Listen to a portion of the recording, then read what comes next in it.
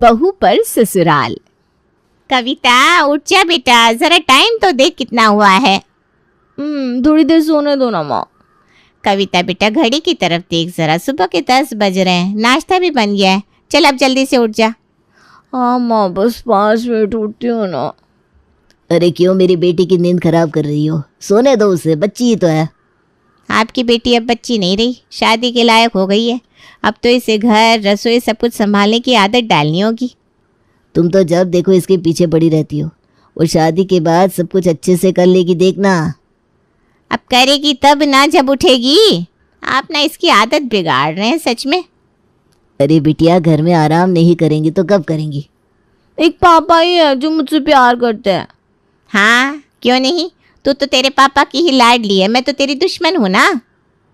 अगर आप रोज मुझे नींद से नहीं उठाएंगे ना तो आप भी मेरी दुश्मन नहीं रहेंगे। तो बोलो, अब उठाओगी मेरी बेटी को? हाँ हाँ, मैं तब भी उठाऊंगी। चलो उठो अब, शाम को तुम्हें लड़के वाले देखने आ रहे हैं। चलो जल्दी से पार्लर होकर आओ और अपना होलिया ठीक कर लो।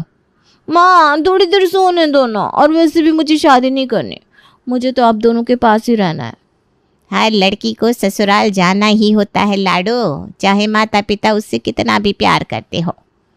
हाँ बेटा, हर माता पिता का सपना होता है कि वो अपनी बेटी का कन्यादान करे, उसकी धूमधाम से शादी करे।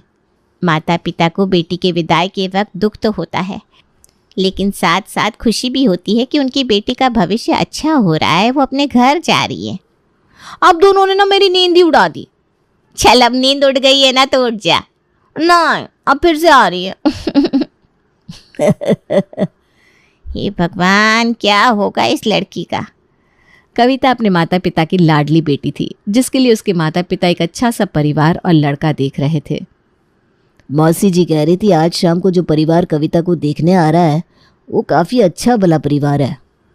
बस मैं तो यही चाहती हूँ कि कविता की शादी एक ऐसे घर में हो जहाँ उसे सारे सुख आराम मिले। हर माता पिता की यही इच्छा होती है कि उनकी बेटी की शादी एक ऐसे परिवार में हो जहाँ उनकी बेटी राज करे। और हमारी तो एक ही बेटी है जिसे हमने इतने नाजों से पाला है, वो ससुराल में सब कुछ संभाल तो लेगी ना। भारती, हमारी कविता काफ़ी होशियार है, खाना बनाने से लेकर घर संभालने तक सब कुछ आता है उसे। तुम देखना, वो सब कुछ बड़े ही आराम से संभालेगी, हमें शिकायत का कोई मौका नहीं देगी। माँ मैं जानती हूँ कि आपको लगता है कि मैं बहुत ही बच्चों जैसी हरकतें करती हूँ, लेकिन मैं वादा करती हूँ कि मैं सब कुछ संभाल लूँगी। ये हुई ना मेरी बहादुर बेटी वाली बात। कविता शाम को बड़ी ही अच्छे से तैयार हो गई थी और बहुत सुंदर भी लग रही थी। कुछ देर बाद लड़के वाले भी वहाँ आते हैं। आइए आइए, बैठिए बैठिए। आपको कोई तकलीफ तो नहीं हुई घर ढूंढने में? अरे नहीं नहीं, बिल्कुल नहीं। यह है मेरी पत्नी भारती। नमस्ते जी। आपकी बेटी कहीं नजर नहीं आ रही? बस वो आप सबके लिए चाय नाश्ता तैयार कर रही है। ये लीजिए, आ गई। आपकी बेटी तो दिखने में बहुत सुंदर है। सुंदर तो है ही, साथ में गुणों में भी मेरी बेटी किसी से कम नहीं है।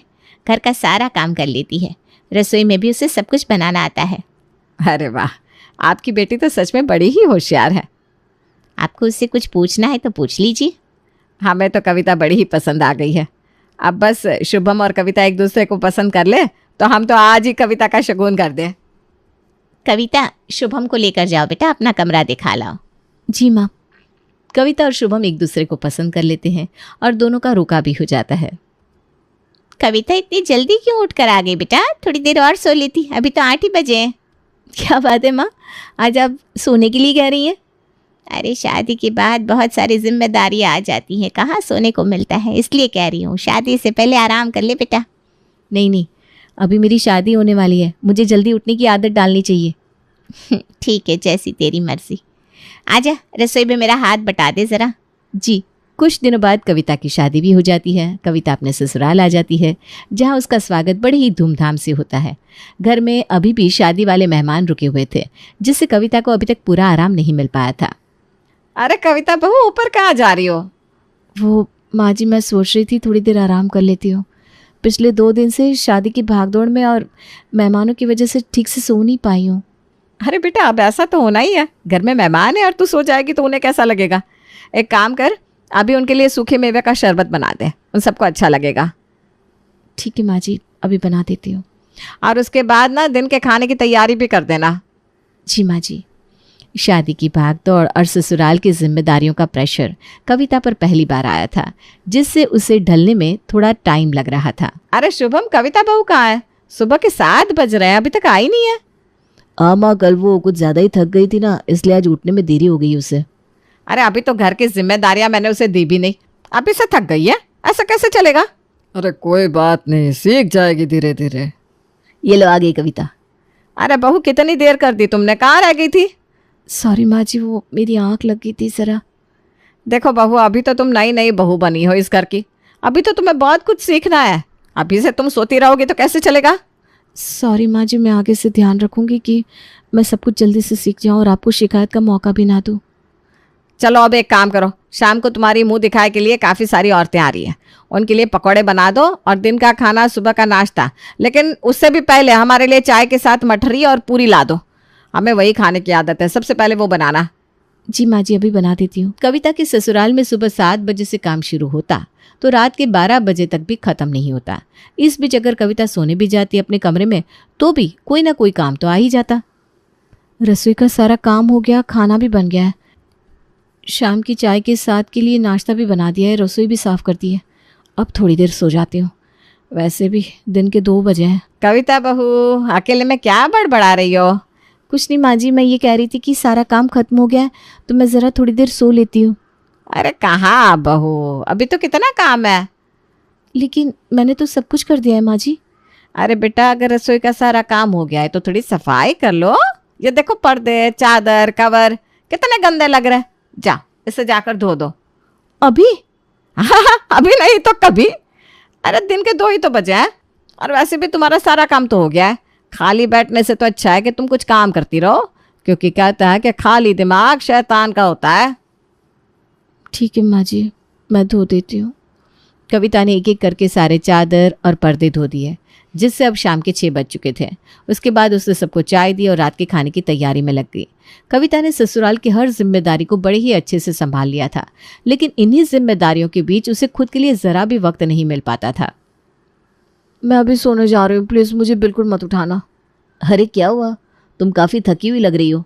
हाँ, आज मेरे सर में दर्द हो रहा है, इसलिए मैं जल्दी सोने जा रही हूँ। कविता बहू, कहाँ हो तुम? अरे इस वक्त पापा जी क्यों बुला रहे हैं?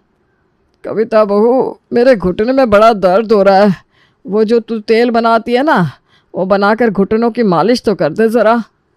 वो तेल तो ख़त्म हो गया है पापा जी, अब फिर से बनाना पड़ेगा, उसमें ना वक्त लगता है। हाय राम, घुटनों में बड़ा ही दर्द हो रहा है, अब क्या करूं? ठीक है पापा जी, अब बैठिए, मैं आती हूँ तेल बनाकर। हाँ बहू, तेरे बनाए तेल से ही कम होगा मेरा ये दर्द। रात के 11 बज रहे हैं, इस वक्त तेल बना पाओगी तुम? तुम तो कह रही थी नींद आ रही है। हाँ, नींद तो बहुत आ रही है, लेकिन अब पापा जी के लिए तेल बनाना भी ज़रूरी है। मैं बना देती हूँ और फिर उनके घुटनों की मालिश कर दूँगी। ठीक है, फिर मैं सो जाता हूँ, तुम जल्दी से आ जाना। कविता ने रात को तेल बनाया, फिर अपने ससुर जी की घुटने की मालिश करने लगी, जिसमें उसे 3 बज गए थे। और फिर 3 बजे सोने के बाद वो 7 बजे उठ गई थी, लेकिन उसे नहाने में और नीचे आने में थोड़ा सा वक्त लग गया। कविता बहू, ये क्या, आज 15 मिनट लग गए नीचे आने में? तुम्हें पता है ना बेटा, पापा जी और मुझे तुम्हारे हाथ की चाय पसंद है। जी माँ जी, अभी बना देती हूँ। और ये क्या है, आज तुमने आंखें नहीं धोई है क्या? आंखें इतनी सूजी हुई क्यों लग रही है? नहीं माँ जी, वो मेरी नींद पूरी नहीं हुई ना, इसलिए आंखें सूजी लग रही है बस। अरे बहू, तुम अभी जवान हो और ससुराल की जिम्मेदारी भी तुम्हारे ऊपर ही है ना, तुम्हें आदत डाल लेनी चाहिए कि सब कुछ अब मुझे ही देखना है। अब मैं तो रिटायर होने की सोच रही हूँ। जी माँ जी, मैं कोशिश कर रही हूँ। कोशिश नहीं बेटा, मुझे रिजल्ट चाहिए, रिजल्ट। कविता की शादी को 6 महीने हो गए थे और शादी के बाद से ही ससुराल की सारी जिम्मेदारी उसके सर पर आ गई थी, जिस वजह से उसे अपनी नींद पूरी करने के लिए समय ही नहीं मिल पाता था। अरे मेरी आंखें क्यों बार बार बंद हो रही है? अभी बस ये रोटियां बनाकर सोने चली जाती हूँ, वैसे भी सारा काम हो गया है। कविता बहू, बन गई रोटियाँ? जी माँ जी, बन गई है, आपको परोस दूँ? नहीं नहीं, आज तो तू और मैं बातें करने बैठेंगे, तू मेरे साथ कभी बैठती ही नहीं है। अभी? हाँ, अभी तुझे काम है क्या? अब सब कुछ तो हो गया है, अब कुछ समय अपनी सास को भी दे दिया कर। जी माँ जी। क्या हुआ, तेरा मन नहीं है क्या मेरे साथ बैठने का? नहीं माँ जी, ऐसी कोई बात नहीं है। इससे पहले कि कविता अपनी बात पूरी कह पाती वो बेहोश हो जाती है। अरे शुभम जरा देखना तो कविता को क्या हो गया, वो बेहोश हो गई है। जल्दी आ शुभम। माँ मैं अभी डॉक्टर को फ़ोन करता हूँ। शुभम डॉक्टर को फ़ोन करता है। डॉक्टर कविता को चेक करने लगते हैं, लेकिन बाहर खड़ी लीला तो बहुत खुश नजर आ रही थी। माँ कविता बेहोश हो गई है और आप यहाँ मुस्कुरा रही हैं। अरे कविता बहू जरूर हमें खुशखबरी सुनाने वाली होगी। कोई खुशखबरी नहीं है माँ जी, उल्टा बुरी खबर है। क्या हुआ डॉक्टर साहब, सब कुछ ठीक तो है? नहीं, कविता के साथ कुछ भी ठीक नहीं है। ऐसा लग रहा है कि उसने कितने वक्त से नींद नहीं ली। उसका शरीर थका हुआ है, जिसकी वजह से आज वो बेहोश हो गई है। डॉक्टर साहब, कोई घबराने की बात नहीं है ना? घबराने की बात तो है ही। अगर ऐसे ही चलता रहा तो कविता की हालत इससे भी ज़्यादा खराब हो सकती है। डॉक्टर साहब हम तो पूरा पूरा दिन काम करते थे और बहुओं को तो ससुराल की जिम्मेदारी उठानी ही होती है ना। इसका मतलब यह है कि आप पूरा ससुराल बहू पर ही डाल देंगे? देखिए माँ जी, आजकल की लाइफ ऐसी नहीं है। हमारे शरीर को आराम की, नींद की बहुत ज़्यादा ज़रूरत होती है। नींद ना पूरी होने से, लगातार काम करने से हार्ट अटैक आने के भी लक्षण बढ़ सकते हैं। बहुओं पर पूरा ससुराल डाल दिया जाता है बिना ये सोचे कि उनके शरीर पर क्या असर हो रहा है। अब क्या चाहती है कि आपकी बहू को इससे भी ज़्यादा बीमारियां जकड़ ले? नहीं नहीं डॉक्टर साहब, मुझे अपनी भूल समझ में आ चुकी है। मुझे भी समझ में आ गया है कि एक नई बहू पर जब पूरा ससुराल आ जाता है तो वो कितने स्ट्रेस से गुजरती है। अब हम सब कोशिश करेंगे कि हम कविता को पूरा आराम दे पाएँ। अच्छी बात है, मैं चलता हूँ। ये कुछ दवाइयाँ हैं, ये आपको उन्हें देनी होगी। जी डॉक्टर साहब। कविता के बेहोश होने के बाद उसके ससुराल वालों को समझ में आ गया कि बहू पर पूरा ससुराल होने से बहू को भी कितनी परेशानियों का सामना करना पड़ता है। इसलिए अब हर कोई ध्यान रखता कि कविता काम करने के बाद कम से कम अच्छे से अपनी नींद पूरी कर सके। अरे अभी मसाला चाय पीने का बड़ा मन हो रहा है, बहू से कह देता हूँ। अरे कोई ज़रूरत नहीं है, आज संडे है और मैंने बहू से कहा है कि आज वो देर तक सोती रहे। सबको आराम करने का हक है। अब मैं बना देती हूँ मसाला चाय आपके लिए। ये बात तो तुमने बिल्कुल सही कही।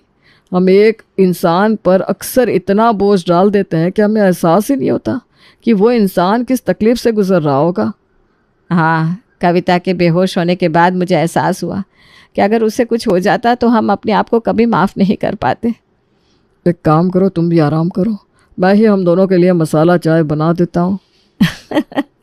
मसाला चाय बनानी है? आप तो रसोई को जंग का मैदान बनाकर आ जाएंगे। इससे अच्छा है कि मैं ही बना देती हूँ। लाइए मैं ही बना देती हूँ। अरे तू फिर से उठकर आ गई। मैंने आज तुझसे कहा था ना कि आज देर तक सोती रहना। भाजी, मेरी नींद सच में पूरी हो गई है अच्छे से, इसलिए मैं उठकर आ गई। तो सच कह रही है ना? कहीं ऐसा तो नहीं कि ससुराल के काम के बोझ के कारण तू ऐसा कह रही है? नहीं माँ जी, ऐसा कुछ नहीं है। मैं जानती हूँ कि शुरुआत में पूरा ससुराल मुझ पर आ जाने से मैं थोड़ी परेशान हो गई थी, लेकिन अब जब आप मेरे साथ हैं तो मुझे किसी भी तरह की कोई परेशानी नहीं है। लाइए मैं मसाला चाय बना देती हूँ। नहीं, आज चाय कोई नहीं बनाएगा। आज सबके लिए मसाला चाय मैं बनाऊंगा। हाँ कविता, चल हम थोड़ी देर और सो जाते हैं। ये दोनों मिलकर चाय और नाश्ता दोनों बना लेंगे। ये लो, इनको उंगली दी तो ये तो गलाई पकड़ रहा है।